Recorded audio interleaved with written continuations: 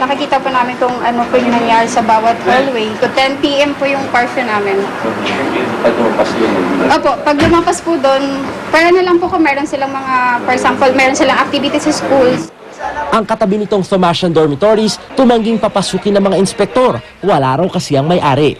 Ang kalye naman ng Hilinos ang sunod na tinumbok ng mga otoridad. Ang karinderyang ito may nakapaskil na anunsyo para sa mga bed spacer. Pero itinanggi ng katiwala nito na nagpapaupa sila. Di na kumbinsi ang mga otoridad kaya inakyat ang ikalawang palapag.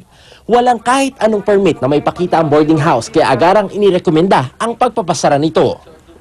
Maliwanag pa sa sikat ng araw, nakalagay dun sa may pintuan nila, wanted lady bed spacer.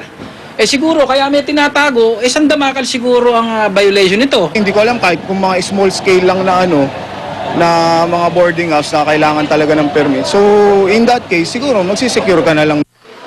Ang katabi nitong apartment na ginawa rin boarding house, wala ring dokumentong may pakita para sa kanilang negosyo. 2,000 pesos lang daw kada buwan ang upa rito kasama na ang kuryente at tubig. Pero tila hindi raw napapanatili ang kalinisan sa loob ayon sa Manila Sanitation Division. May fire exit door nga, pero nakakandado naman. Bibigyan ng 5 araw may-ari ng dormitoryong ito para magpakita ng mga permit bukod sa dapat ayusin ang ilang pasilidad.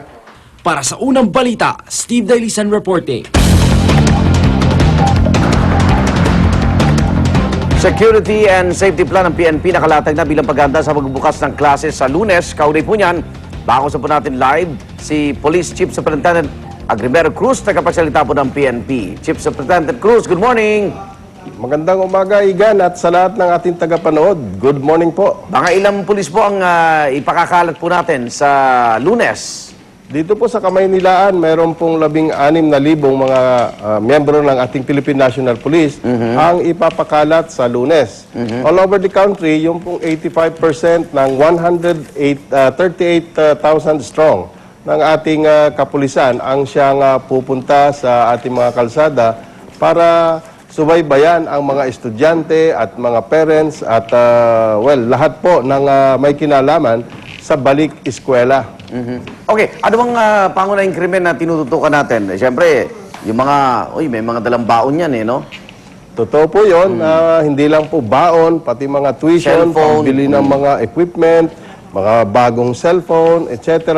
At yan naman po ay aalagaan ng ating kapulisan pagdating po ng Lunes, June 13 at June 6. At ganun din ang magiging patakaran natin. Ito pong pagsunod sa Police Integrated Patrol System na kung saan mamanmanan natin itong mga kawatan, ito pong mga snatcher, yung pong mga hold-upper sa lansangan, na alam natin na magsisipaglabas din at they will try to victimize itong mga estudyante. So, ibig sabihin, hanggat may estudyante sa eskwelahan, may pulis sa lansangan. Yes, totoo po yan. Ang kautusan ng ating Chief PNP, Raul Bacalso, 24/7 po, kung maaari, patrolyahan itong mga university belt, ito po mga eskwelahan, nang sa ganun po ay kahit gabi, kahit po yung mga night classes, masubaybayan natin at maalagaan natin.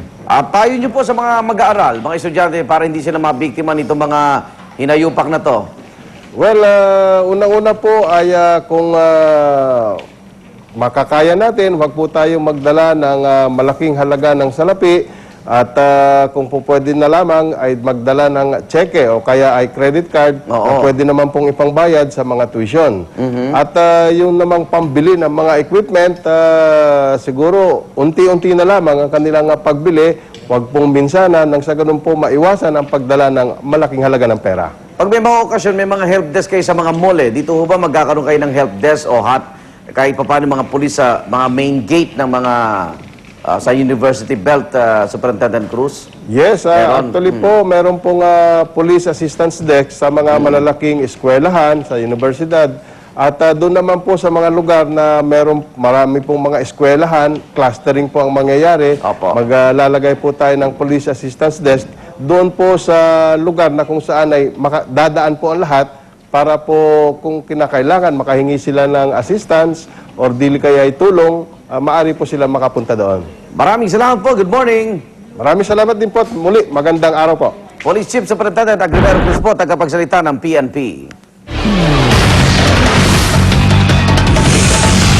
mga suspect sa likod ng pamamaril ng isang lalaki sa Congressional Avenue, Quezon City, tinutugis na. At dalawang opisyal ng gobyerno patay sa pagsabog sa Thailand.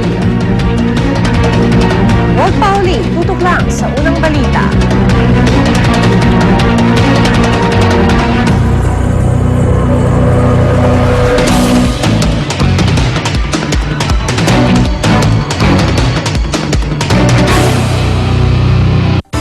Walang singsiglang iyong gising kasama ang unang hirit at ang Maggie Magic Sabaw.